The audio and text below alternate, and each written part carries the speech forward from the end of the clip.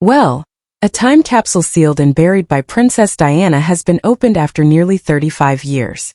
That capsule was buried inside of a wall at a children's hospital that Diana was the president of.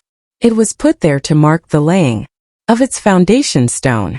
Inside a trove of 90s memorabilia and pre-internet age technology, the time capsule was supposed to stay buried until 2091, but something forced them to open it early. Water had leaked in, damaging everything. Just like Diana's life, it was broken by forces that should have protected it. Among the ruined items was a newspaper from March 1991 about the Gulf War. Years later, Diana would walk through minefields in war zones. The children who picked these items had no idea they were creating a roadmap to her death. The most disturbing part, one item is still missing from the official list. There's so many coincidences, so many odd things that just don't add up. Everything sort of smells. I believe they are withholding some of the documents at the request of the British Secret Service. She was just 19 when it all began.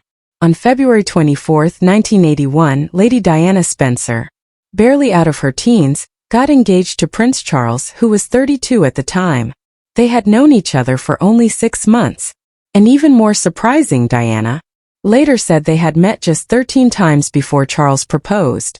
That happened quietly on February 3 at Windsor Castle during a private dinner. But what should have been a fairy tale moment took a strange turn in front of the world. During their engagement interview on BBC, when asked if they were in love, Diana softly said, "Of course." But Charles gave a cold and confusing answer. He looked down and said, "Whatever in love means." That one sentence stayed with Diana for years. She later said it traumatized her. Still, the world celebrated their wedding. On July 29, 1981, 750 million people watched as Diana walked into St. Paul's Cathedral in a dress that cost $9,000 with a train so long it barely fit in the carriage. About 600,000 people stood on the streets of London hoping to catch a glimpse. The ceremony was beautiful but not without cracks. Diana accidentally reversed Charles's names at the altar.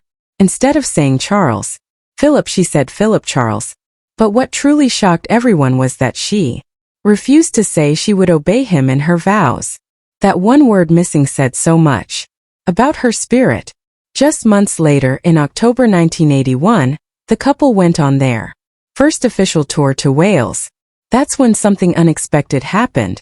Wherever they went, the crowds only wanted to see Diana.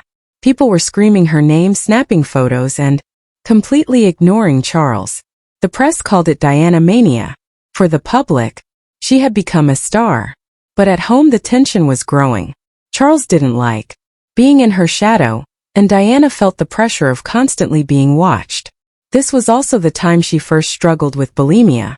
She later said it began during that tour. The outside world saw glamour and charm, but behind the palace doors things were already falling apart.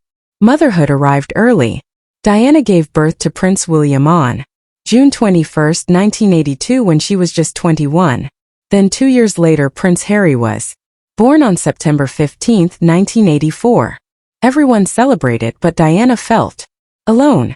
She was battling postpartum depression while facing the pressure of being a royal mother under the spotlight. Cameras followed her everywhere. Every outfit, every step, every word, all were judged. But she refused to follow the rules. In 1983, she brought baby William with her on a royal tour to Australia. No royal mother had ever done that. She didn't care. She wanted to be there for her son. She wanted to be a real mother, not just a symbol in pictures. By 1984, she had already become patron of more than 100 charities. But it was what she did in 1987 that changed everything. On April 19, Diana walked into London's Middlesex Hospital and shook hands with an AIDS patient. She didn't wear gloves. At a time when people were terrified of even being near someone with AIDS, this act was revolutionary. Many believed they could catch it through touch, even though science had already proven otherwise. Her quiet gesture told millions of people that there was nothing to fear. A nurse later said that if Diana could do it, then so could anyone standing at a bus stop or supermarket.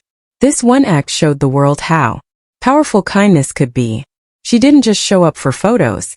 When Diana became president of Great Ormond Street Hospital on June 27, 1989, she changed everything.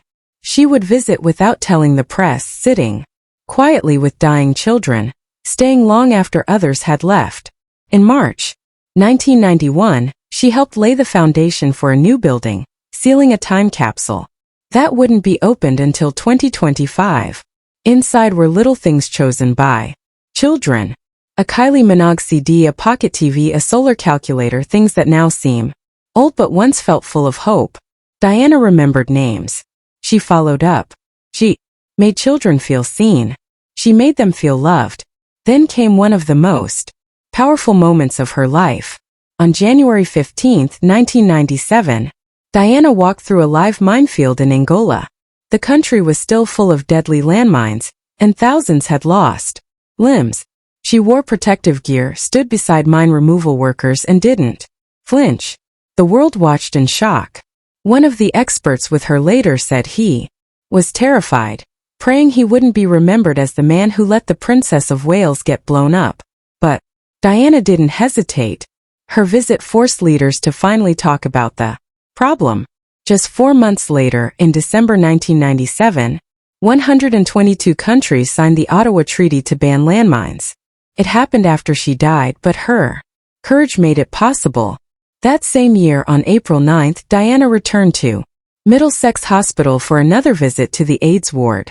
It had only been 6 weeks since President Reagan finally addressed the crisis publicly, but Diana had already been leading the fight for years. A man named Ivan Cohen, just 32, was the only patient who agreed to be photographed.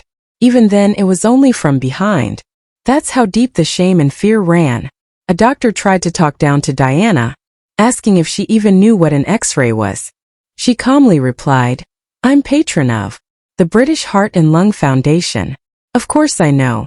In that ward, fear started to fade and dignity returned. But not everyone supported her. After her Angola trip, members of the British government criticized her, saying she shouldn't talk about landmines. But when Tony Blair and Labour won the election on May 1, 1997, everything changed. The new government backed the treaty and the impact was huge. In the 1990s, landmines killed or injured 20,000 people each year. By 2019, that number had dropped to just over 5,500. Diana had written to the Red Cross saying that if her visit helped in any way, her deepest wish would be fulfilled. In August 1997, just weeks before her death, she visited Bosnian minefields one last time. Even in her final days, she was walking into danger zones to save lives. But behind all of this, her heart was breaking. From 1986 to 1991, Diana was in love with James Witt, a cavalry officer who had been hired to teach her to ride horses. Their love grew in secret, far from palace walls. They met at his mother's house in Devon. She believed he was the one. But when he chose his military career and went off to the Gulf War in 1990, she was devastated. She begged him not to go. She even considered calling his commander. Years later, she said,